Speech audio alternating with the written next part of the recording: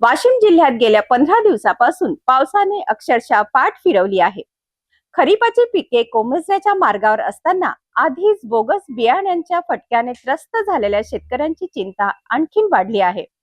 अशा परिस्थितीत वाशिमच्या मालेगाव मध्ये युवकांनी पारंपरिक पद्धतीने धोंडी काढत वरुण राजाला साकडे घातले.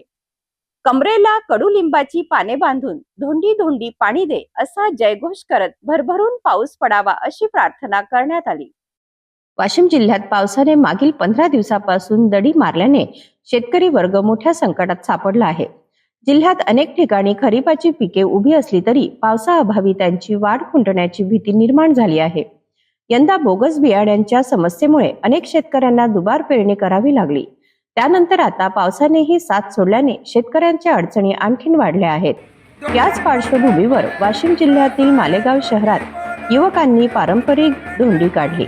कमरेला कडुलिंबाच्या झाडाची पाने गुंडाळून युवकांनी रस्त्यावरून फेरफटका मारला आणि धोंडी धोंडी पाणी दे असा जयघोष करत वरुण राजाला प्रसन्न करण्याचा प्रयत्न केला. लोकपरंपरेनुसार धोंडी काढल्यास पाऊस पडतो अशी श्रद्धा आहे.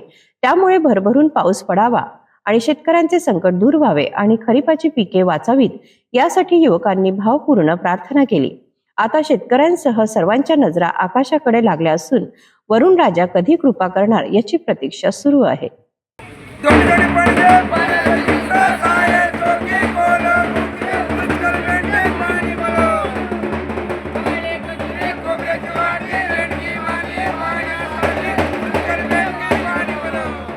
वाशिम मध्ये युवकांनी धोंडी काढून वरुण राजाला साकडे घातले असले तरी खरी गरज आहे ती लवकरात लवकर समाधानकारक पावसाची.